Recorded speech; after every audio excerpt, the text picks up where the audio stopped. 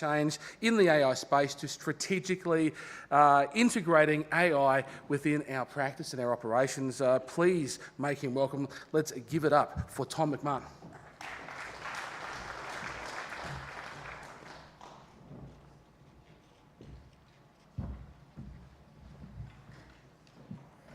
Hello everyone, it's good to be here.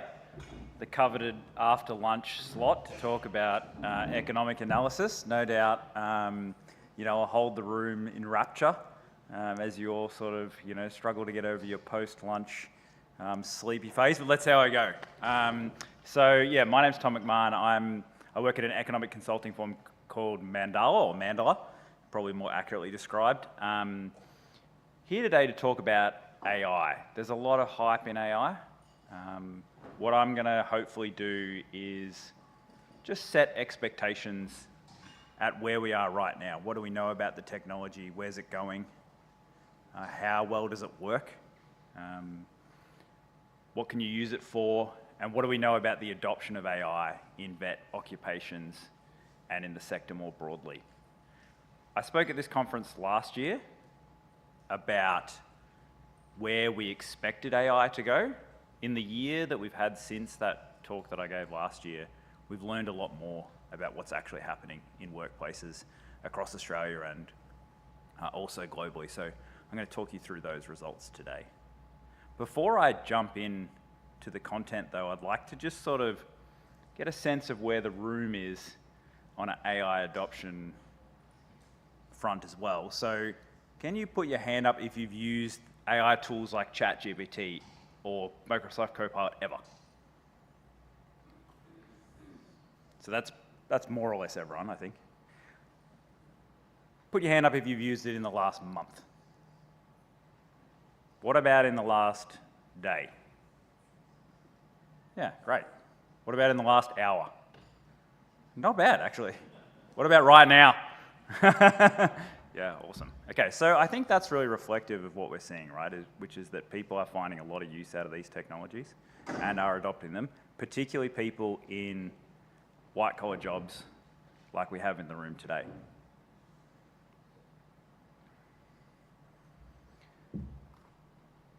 We've done a lot of research on this topic for different clients. I've just flashed up a few of them here. We've done work for LinkedIn. We've done work for the FSO, which is one of the Jobs and Skills Councils. We've got some forthcoming additional research from the FSO, which I can give you a little bit of forward sizzle for. We've done a recent report for Microsoft for Stability AI in the US. And I'm going to be drawing on some of those findings to talk you through today, as well as some research that I've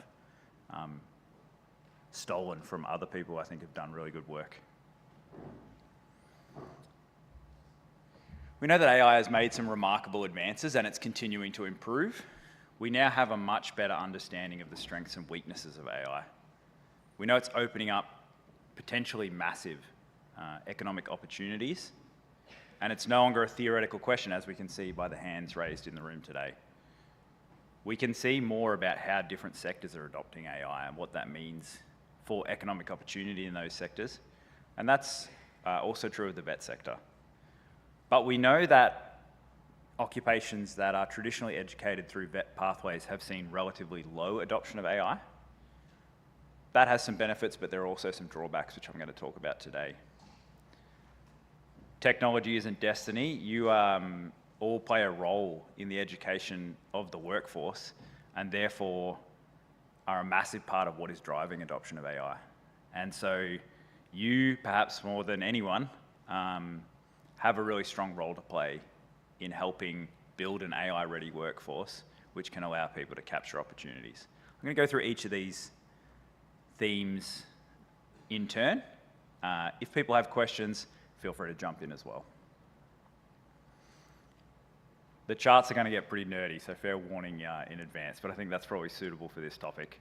What we have here is a chart which shows the performance of AI models on knowledge tests. So you see the y-axis, which is the 0 to 100 on the left. That shows how well AI models perform on a series of knowledge tests. So if you can think of 90% as being expert human performance. What we can see from that is that there has been a rapid improvement in models as more computational resources have been dedicated to those models. GPT-4, which is the model that has driven ChatGPT, which is probably the most popular AI tool currently in the market, achieves, expert human performance on some tests. OpenAI, which is the company behind ChatGPT, recently released a new model, which is GPT 4.5, which they've made available not through their chat tool, but through their APIs, which is what computer programmers can use to access the models. Interestingly though, GPT 4.5 is only 1% better than the existing GPT-4 model. OpenAI hasn't said how much training resources were dedicated to it, but they're currently charging 30 times the cost as GPT-4, which the reason they're charging a lot is because it costs them a lot to develop and a lot to run. And what that really tells us is that we're seeing a plateauing of model capabilities. The models have passed the point of rapid improvement, and you can't just keep throwing more computer resources at them and expecting them to get better. What that means is we can't just expect AI models to keep developing at the pace that they have. And that means where they're going to improve is in developing greater contextual awareness of particular industries that they're being used in. We heard earlier a presentation about using AI models in a vet context. That's about taking that broad technology, applying additional context and understanding so that it can get better in that way. Another area that we've seen model improvements recently is in so-called reasoning models. Has anyone here played with a reasoning model? DeepSeek's R1 is a reasoning model. Claude's Sonnet is a reasoning model. What they do is that basically the AI talks to itself. So if you ask it a question, like you would with ChatGPT, it starts to output a series of information and it essentially talks to itself. It goes, oh, this person has asked this particular research topic. Now, what could they be interested in? I really need to reread and make sure I'm picking up everything that they've asked for. And what they've found is that's actually a way to make the models perform better without training the model on additional data. And it's a weird world that we're living in, that robots talking to themselves is how they get better, but that is actually what is the current state of the art in terms of these AI models. Anthropic, which is a company that develops an AI model called Claude. Has anyone here used Claude in the room? Got a few Claude. It's my personal favorite. I'm a Claude guy. They've released some research on how people are using Claude, where they've tried to classify the occupations that people are performing to give a sense of where the adoption is occurring. And the thing that should jump out you on this page, firstly, is that the number one thing people are using Claude for is for computer and mathematical tasks. And that is an area in which they're excelling. So we're seeing the top job titles there being computer programmers, software developers, for system software and for applications. Now, these are occupations that are trained through the vet sector. And what we're seeing is that then decreases, but still there is a real focus on those white collar jobs, writing tasks being really an important task. That's certainly something that I use AI models for, and I'm sure is the case for many people in the room as well. And so what we can see here is that the latest research on how models are being adopted is bearing out the theoretical research, which predicted that AI models would be used first and foremost in jobs that involve language, be that English or computer language. And there's one key reason why this is the case, which is that, and I can say this as someone who has an arts degree, AI models are like arts graduates. They're great at sounding smart, but they're not very good at maths. What this chart shows you is for OpenAI's O3 mini model, the accuracy of the model in doing times tables. So down the left-hand side is numbers 1 through 20, along the top, numbers 1 through 20, the closer you get to red, the less often the models are accurate at doing times tables. And disturbingly, you can see there that OpenAI's O3 model only gets 1 times 10 right 97.5% of the time. 1 times 10 is something I'm pretty sure my 7-year-old gets right 100% of the time, right? But also, interestingly, they can't really do times tables accurately beyond 12. So we're trusting these models, we're using them all the time at work, they can't count. They have no fundamental understanding of mathematics. They are language generation machines, not counting machines. And it's interesting that we've dedicated this huge amount of computer resources to create robots that can't do things that computers could do in the 80s with 100% accuracy. And it is a cautionary tale, I think, at adopting these models willy-nilly without thinking about how well they're going to be used. And I certainly know, as an employer who has new graduates starting in the company, one of the first things we talk about with new starters is about the dangers of using models. They can make things up. They can get things wrong. You can look very, very silly if you rely on these things to do things that they're not good at, such as counting. The next topic I'd like to talk about is a bit about the so what. Why do we even care, right? Yes, it's great that we can use AI to perhaps generate the course skeleton from a unit of competency. That saves us a bit of time at work. But what are the economic implications of this? So the number one economic implication of AI is around productivity. Productivity is one of these words that economists love, and normal people either glaze over when they hear it or think it's a bad thing. Productivity is not about working more, it's about getting more out of using the same amount of resources. That's how economists measure productivity.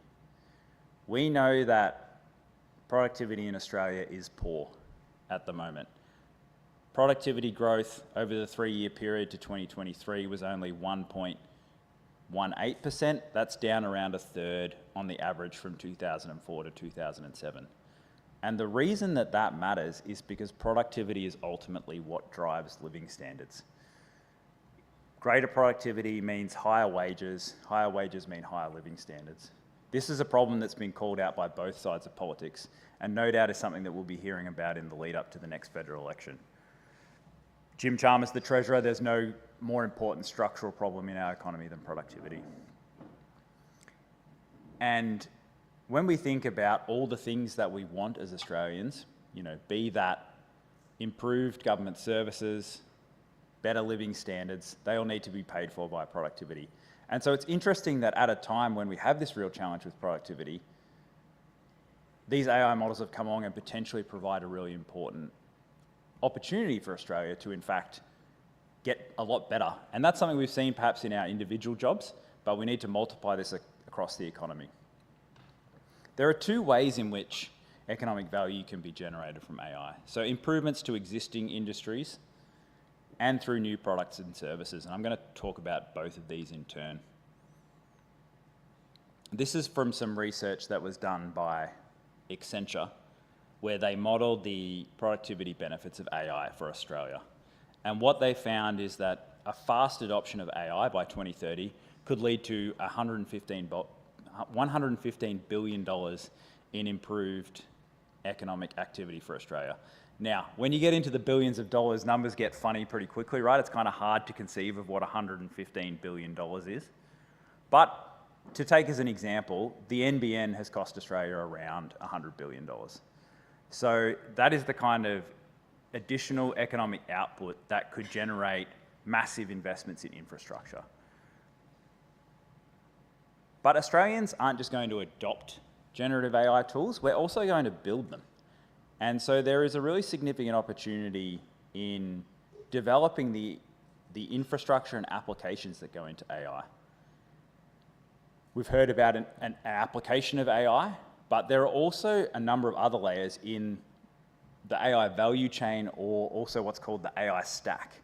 And we've done some research on where we think Australia can be most successful in these areas. We've heard a lot about large language models. They're the kind of sexy part of AI that everyone's talking about. Does Australia need to develop its own large language model?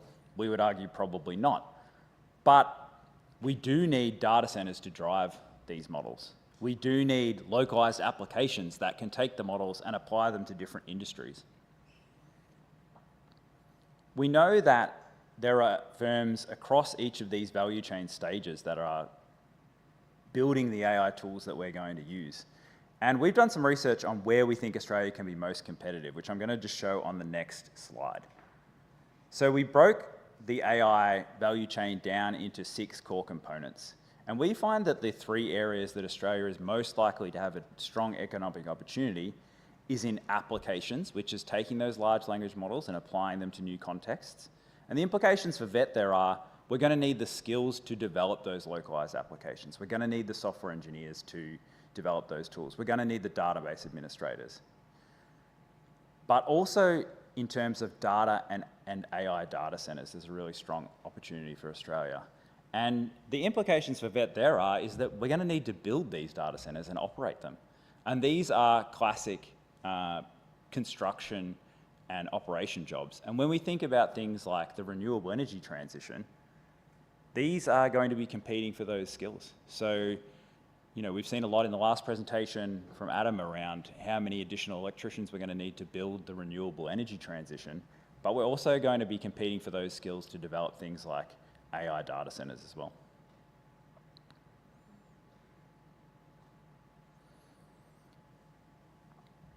So it's great to see those big numbers. AI can unlock all this economic opportunity. Isn't that fantastic? But how does that process actually occur?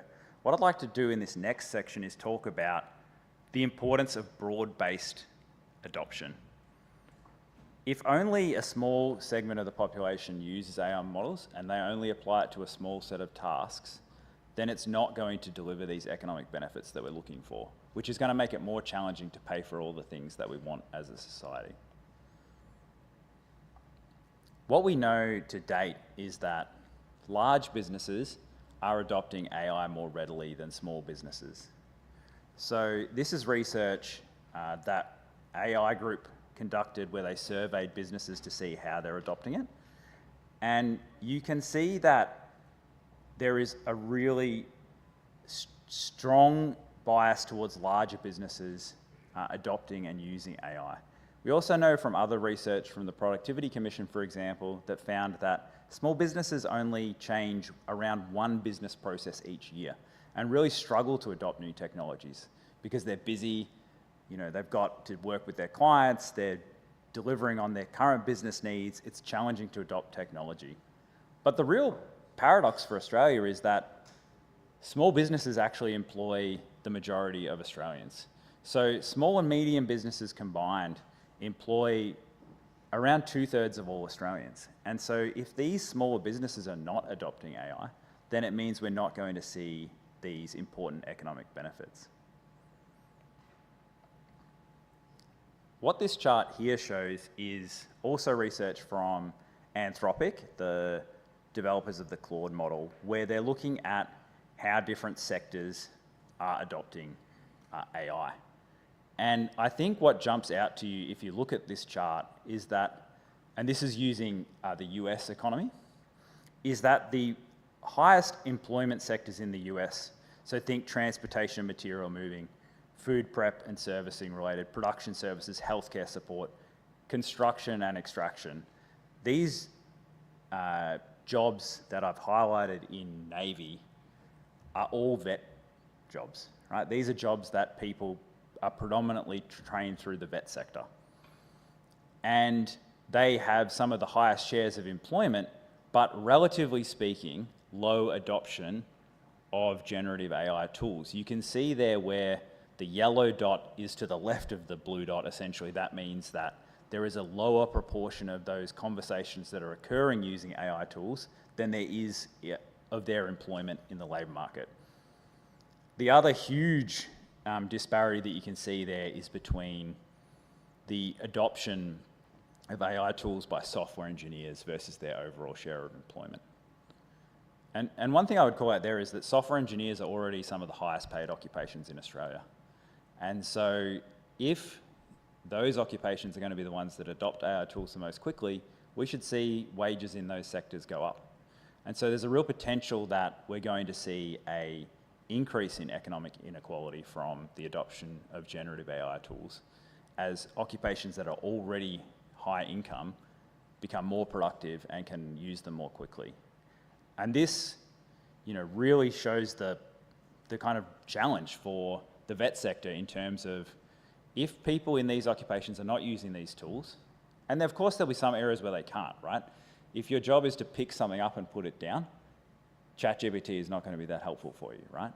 But if we think about occupations like in construction where, if you're a sole trader, a lot of your job is not just being on the tools, but it's contacting clients, doing sales, following up on invoices. And AI is absolutely a tool that can be helpful in those domains.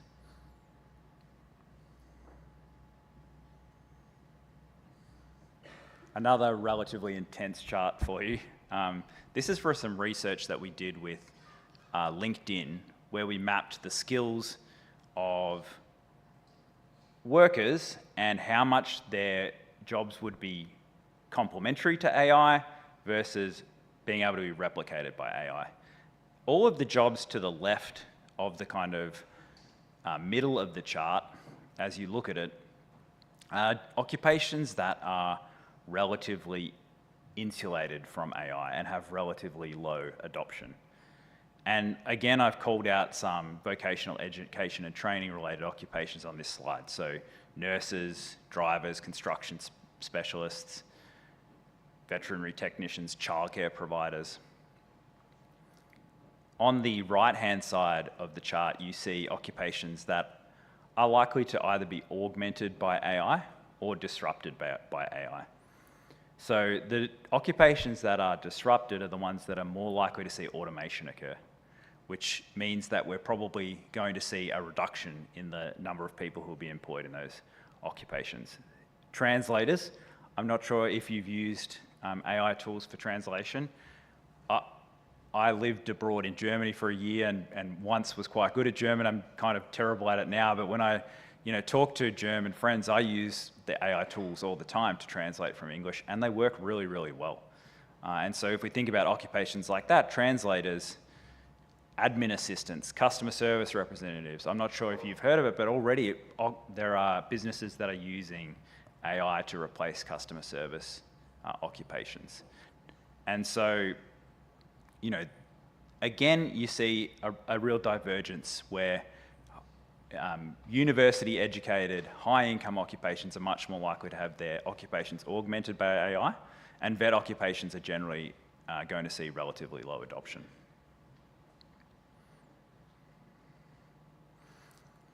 So, what does that mean for everyone in the room?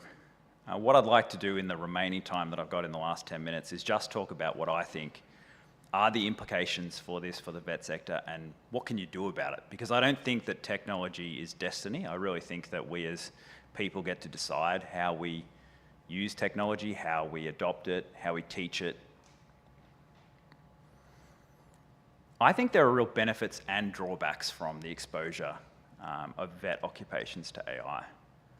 Let's start with the benefits because it's good to have a cheery side to the conversation. So, firstly, you don't need to be an early adopter. You don't need to be the person who thinks you can use an AI model to do research and it makes stuff up and the numbers are incorrect and you make a goose of yourself in front of your boss. Or I know that there's been court cases already where people have found that lawyers have used AI tools and it's invented case law that doesn't actually exist. So you avoid those high costs of early implementation and you can learn from other people's mistakes. It then means you can adopt more mature technology, so technology that's been battle tested, has that localized context about the industry that it's being used in. It also means if you're adopting it in an industry that has significant regulatory scrutiny, you can have regulatory certainty. The federal government in Australia has started a process for what they're calling AI guardrails. They released a consultation paper on that late last year. It's currently sitting in government ether, and I think it's unlikely we're going to see certainty around this area before the election at least. We know in the US there's been a real move under the new Trump administration towards a real open slather approach to AI, whereas in Europe there's been a much more cautious approach. But there are also drawbacks as well.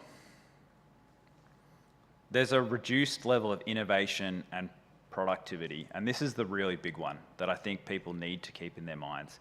If people don't adopt these tools and don't get better at their jobs and are not as productive, then we'll see a widening of income inequality in Australia, which I think would have a real negative effect on society. There is also the fact that because people are not experimenting, that they'll have to adopt in a much more forced, rapid transformation, which will have higher transition costs, and that knowledge gaps will emerge as well.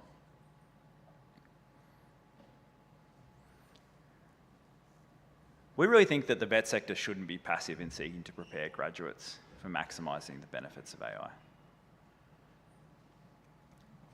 I'm not going to spoil the results of the upcoming research we're doing with the FSO, but I don't think it would be a surprise to people in this room that people are crying out for additional training on the use of AI tools. We've seen across industries in Australia that this is the case. There's a really significant body of international research that shows the #1 barrier for people in terms of adopting AI tools is a lack of comfort with the technology and the need to have skills developed. That's a really positive story for everyone in this room, right? If we're getting students comfortable, if they're learning about how to use these tools in an environment where making mistakes isn't going to cost them their job, then that's a really fantastic opportunity for us to allow students to learn more about it. We also think that VET provides a real natural home for this to occur because you can do more rapid development of vocational skills, and ultimately these are vocational skills. This is not a theoretical understanding, it's about how do I use this tool to get something done at work. We think that the benefits of that are that those students will have enhanced employability. Right now, what we're seeing is a lot of the training for this is happening on the job, but developing those skills so that people hit the workforce ready to go will be a really important thing that you can provide students with. We also think that it'll help to increase people's earning potential, right? If you are using these skills in businesses, you are being more productive, then you can show your boss that you are getting more done with the same resources, which can help grow wages, can help grow sales, and these students will be much more likely to be able to adapt to technological change. We really think that there's a really important role for the sector here, and we would encourage you to take that up. We also think that there's a great role for the vet sector here in adopting AI in its work. And clearly, from the raised hand exercise at the start of this conversation, that is absolutely happening already. There are benefits both from teaching and from testing. AI tools can be great teachers. They can provide real-time feedback. When students are struggling, when they're at home and can't contact their teacher, when they're out of the classroom, they can ask questions of AI. It can provide more personalised teaching materials for students. It can also provide those practical virtual experiences. I'm not sure if people have used the AI tools for this, but one thing I've used it for is when I know I'm going to have a challenging conversation, I practice with the AI first, right? And so that is a tool that can be used to simulate real-world experiences, get people to practice before they have to use those skills on the job site. This is something that was alluded to previously. You can use AI tools to provide objective skills assessments, provide those authentic scenarios for testing. It can provide efficiency and automation in certification. Now again, I don't want to suggest that the technology is fully mature in these spaces, and I really think that there's more work to be done, but absolutely there's a chance for efficiency in certification. The other great thing about them is because they are so customizable and the cost of customization to individuals' needs is so low, we can see that there can be adaptive difficulty progression. So students who already have a strong degree of understanding can build on the skills that they've already got more quickly. So let me conclude there. We think that the tech is maturing. It's not perfect. We know that it has the potential to really solve some key challenges for Australia around that productivity puzzle, which is going to be such a focus in this election year, but in years to come as well. We know from the adoption research that to date, jobs that are more likely to be trained through the vet sector have relatively low adoption, and that potentially poses challenges as well as bringing benefits. And finally, I hope I can leave you with the message that you are empowered to do something about this, and you have a really important role to play in making sure that the workforce is ready to use these tools. So thanks very much.